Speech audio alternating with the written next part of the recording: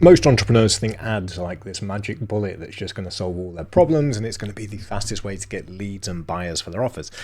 And then they start to run ads and they're like, oh, I'm just losing money. So in this video, I want to run you through the true purpose of ads and a couple of the considerations that make the difference between successful ad campaigns and failing ones where you just lose tons of money. If you've ever lost money on ads, this is the video to watch. Let's get into it. Okay, so the true purpose of ads is a little different to what most people might tell you. And I'll kick this off by saying this is not like a really technical analysis of how to go in and set up ads and all of this stuff.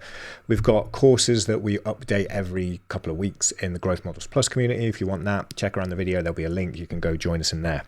What this is like the fundamental, foundational concerns and thoughts that you need to have to get success with ads. We've been using this for a while, and as you say here, this is Paul, testimony that he left us. We transformed the way he was running Facebook ads to get a profit on the front end, which is unusual for most people. And then we were using that to grow a recurring fee business on the back end, and it went well. So let's look at, first of all, the big mistakes that people have and make when it comes to running ads. The first one is thinking that there's some sort of a silver bullet for success. That all you need is to run ads and you're going to get leads and all of this sort of stuff. It doesn't work that way. Before you even consider running ads, you need to make sure that all of this is put in and working well. You need to have an offer that's validated, okay? If it's not a validated offer, it's not going to work. What most people don't think of is they think, oh, I'm just going to throw more traffic at this through ads and it will work. And I've worked with everything from solopreneurs all the way up to publicly listed companies who are just like, we'll just run ads. Like that's going to fix the problem. What they have in that case is, I always like to think of it as like a big old revenue bucket, and their revenue bucket has a massive hole in it because the offer is terrible. And they're just going to throw loads of people in, but if there's a big hole in the bucket, none of that revenue is going to stay with them. Nobody's going to buy. It's useless. So what they should be doing instead is looking at how they can plug that hole so that then even the few people that they send will actually add revenue to their revenue bucket. Most people have a broken offer and they think that ads are just going to fix it. It doesn't work that way. The offer has to be validated. If the offer is not validated, no bueno. If the offer is validated, you need to make sure it's validated with cold traffic. So warm traffic is things like your email list and your social following. People who know you, they like you, they've been following you for a while, and they know all about you. These people have a baseline trust. They should like you somewhat, and they're basically more open to you pitching them ideas, okay, and new offers. And that's why when you have an email list that you keep warm, you can just send out emails like, hey, I've got this new thing. Why don't you go here, check it out? And all that you need on that sales page is, this is what the product is. This is what it does. Do you want to buy it? Here's the link. And that warm audience will buy. That sales page will not work, and those marketing materials will not work with a cold audience because these are strangers. Imagine it as in, if your friend asked you, hey, I'm going to do this thing and I need $100 from you. Could you give me $100? You're going to be like, you know what? You're a good friend, Dave. I'll happily lend you $100 because I know that in 3 weeks you're going to give me about $200 because I trust you. Now imagine some guy on the street comes up to you and he's like, hey, I need $100. You're going to tell them to fuck off. Cold traffic is strangers. They have no trust in you because they don't know who you are. They don't like you. It's not that they dislike you. They just don't like you yet. And so they're going to be very closed off for any sort of pitch. So what you need to do is you need to make sure that the offer itself and the marketing materials work with a cold audience, because ads are an accelerant, right? They will throw traffic at your offer, but that traffic doesn't know who you are. And you can try and use things like omnipresent marketing strategy with ads to get in front of those people again and again, so that there's a baseline level of trust. But generally speaking, they won't know who you are. And so you're depending upon the sales page, it's my dog, the sales page and the marketing materials to instruct that person about, hey, this is a problem. This is how it manifests and you've got this problem. Here's the solution. Here's the proof I can solve it. There. You need all of that marketing material to work with a cold audience. If it doesn't work with a cold audience, it's not going to work with ads. And what I found is that marketing material that works for a warm audience will not translate to cold. However, marketing materials that work with a cold audience will then work with a warm audience. So you need to figure out how you can test the offer with a cold audience without running ads. And I do this very simply. I use something we call the spearfishing method. There's all of the templates and everything within Growth Models Plus, GM Plus. To do this, you also get the full workshop and templates within the $1 product challenge. Spearfishing is essentially going to communities and not doing like the cold DM, but we do, warm DMs. We have a little system where we basically have people in the group digitally raise their hand that they're interested, and we go after them. But essentially, this is a much better way to test new offers with a cold audience, because you don't have an established relationship with these people. If you can get them to buy, it's more likely that cold traffic with ads will also buy this offer. So you create the marketing materials that should work with a cold audience. You then test that with a cold audience through spearfishing. Okay. The question then is, when?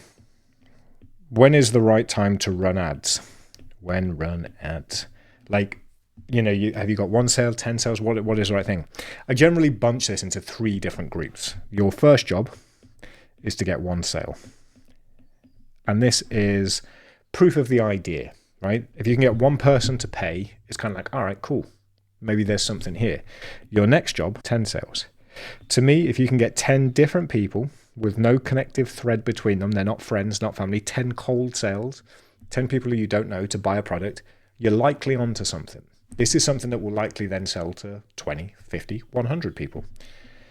3, I'll then go and do things like spearfishing to try and sell this to 100 people. And then we have it ready for ads, okay? So if you can sell 100 of this, and I also use that 100 people to really just make sure that the upsells and the bump offers, I'm getting the best average order value possible, that once I've got those 100 sales, then it's time to easily go and do ads. If you can sell it to 100 people who are not, friends, family, or you're not relying on your existing relationship with them, chances are it'll work quite well with ads as well. So essentially all of this is to say that ads are not the fix-all silver bullet that's going to make you sell a bajillion of whatever product. It is fuel to an existing fire. You need to have a validated product that's sold between 10 and 100 to a cold audience. Ads will be fuel on that fire to then help you reach the next 100. And let's say, if you use my metrics for my self-liquidating offer, I pay $35 CPA to get a customer.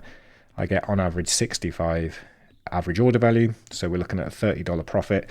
If I get 100 from ads, I'm making $3,000, which means that that's money that I can then put in to get more people into this funnel. And that's essentially the final thing that I want to talk about in this. The true purpose of ads, in my opinion, is not to make a bajillion dollars off the ad and the self-liquidating offer itself. What this is to do is to identify buyers at cost. You want to at least break even, so at cost plus. At break even, I'll make a small profit like I am up here. The way you make the money after this, is you've got them in, is you need that really good ascension sequence. The ascension model on the back end, which I've talked about in other videos on the channel, which you can find. But essentially, you want to position your high ticket offer as the next logical step for them. You want to remove their hesitations and make them feel like this is exactly what they need. If you set this up the right way, we use the ACA model. So it's attract, capture, convert, engage, refer. And basically, ads fall within this first half, and this half is acquisition at cost, because we want to put $100 in here, make $100 here at the capture, at the convert stage. That then self-liquidates to here, and here is the profit maximization. At this stage, the engage, this is where you'll push the high ticket offers. Now, if you've got this system set up correctly, ads are nothing more than a mechanism to bring in buyers at scale without losing money, maybe making a little bit of profit, maybe making a small amount of profit. But you have to have, if you really want to make a business out of this, you have to have this stage, the engage stage, that promotes your high ticket offer. Now, because we've built it this way, and because the true purpose of your ads is to attract buyers at cost, what then happens is everything that you sell here is at 100% profit. You're not doing that thing that most people do where they spend $1,000 to sell a $2,000 product because there's so many bad fits, because they're not validating and they're not cutting out and disqualifying bad fits and all of this stuff. With this model, you're disqualifying bad fits, you're qualifying good people, and then you're naturally ascending them. So this is 100% profit. So that $2,000 product is $2,000 for you minus the operating costs. It's a much better way. But that's what you have to look at ads as. Ads are a way to bring buyers in. You need the system from like the $1 product challenge to bring buyers in at scale and get good average order value so that you can continue to scale without losing money. But you also have to have the back end system. Like ads are useless unless you have all of that other stuff. They're just a way to get your offer in front of more people. Validate the offer, you can get the customers. Without the back end system, they're customers, not clients. You need them as repeat customers or clients. So you need that back end system to then push them into the high ticket offers.